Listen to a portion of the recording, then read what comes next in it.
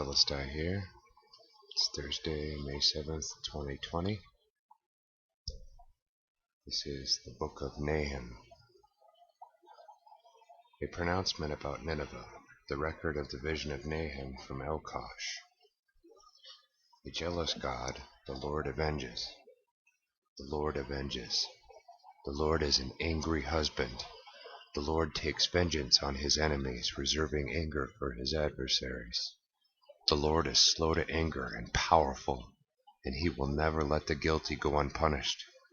The Lord's path is the windstorm and hurricane. Thunder clouds are dust beneath his feet. Mountains shake because of him, and the hills melt. The earth goes into upheaval at his presence, as does the world with all of its inhabitants. Who can stand before his fury, and who can endure his fierce anger? His displeasure pours out like fire, and rocks are broken to pieces because of him. The Lord is good, a refuge in troubled times. He knows those who are confiding in him. But with an overwhelming deluge he will bring utter desolation to Nineveh, and his enemies will pursue with darkness. What are you scheming against the Lord? He will bring about utter desolation. Adversity will not strike twice. Indeed, while tangled as by a thorn bush, while drunken as by strong drink, the Ninevites will be burned like dry straw. Someone has left you who plans evil against the Lord. He is a demonic counselor. This is what the Lord says. No matter how strong they are, no matter how numerous, they will surely be annihilated and pass away. Though I have afflicted you, I will do so no more. Now I will break off Assyria's yoke from you and tear apart your shackles. Now this is what the Lord has decreed about you, Nineveh. There will be no more children born to carry on your name. I will cut out the graven and molten images from the temples of your gods. I myself will dig your grave because you are vile.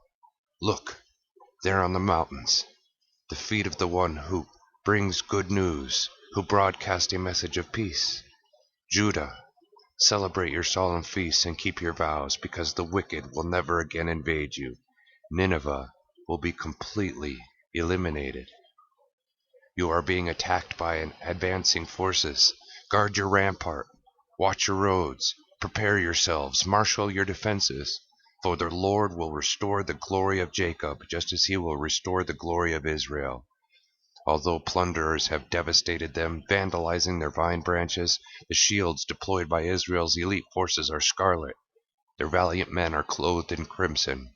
When they are prepared, the polished armament on their chariots will shine, and lances will be brandished about ferociously. Their chariots storm through the streets, jostling each other along broad avenues. They look like torches as they dart about like lightning. He will remember to summon his finest troops.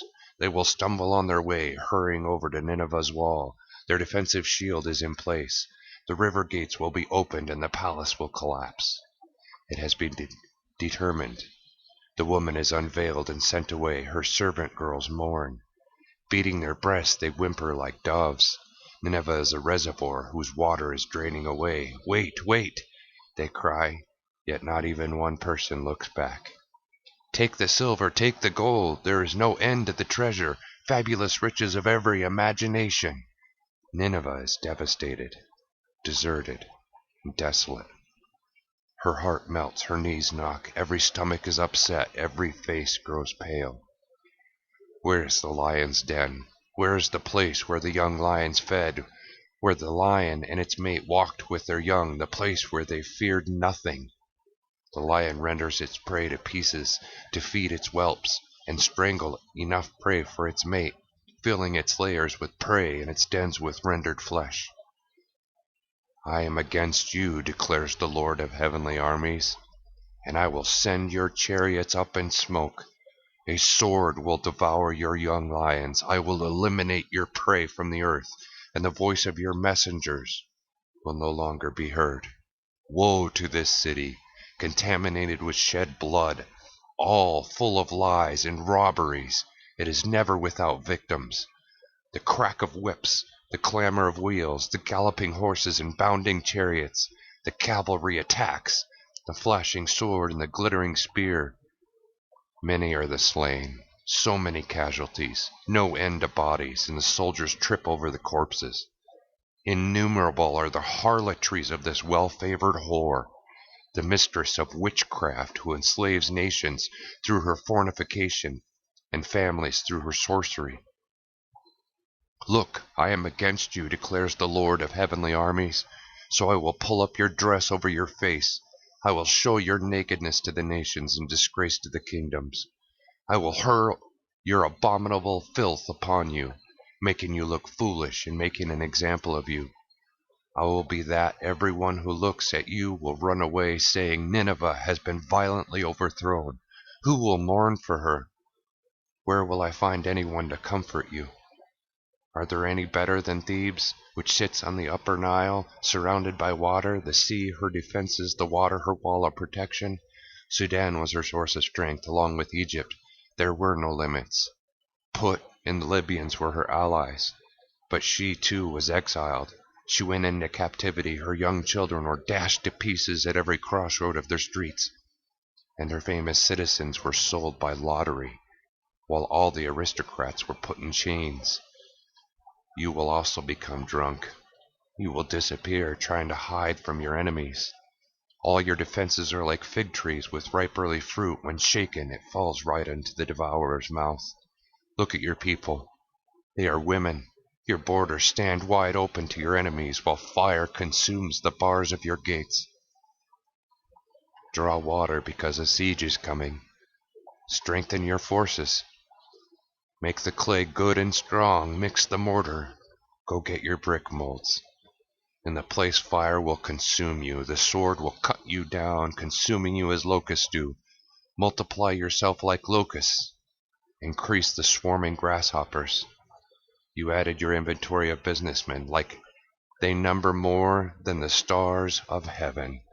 The creeping locust sheds its skin and flies away. Your imperial guards are like the swarming grasshopper. Your marshals are like hordes of grasshoppers settling in the stone walls on a chilly day. The sun rises and they flee away. No one knows where they went. Hey, king of Assyria, your shepherds are asleep. Your nobles are lying down. Your people lie scattered on the mountains, and there is no one to gather them together. There is no healing for your injury. Your wound is fatal.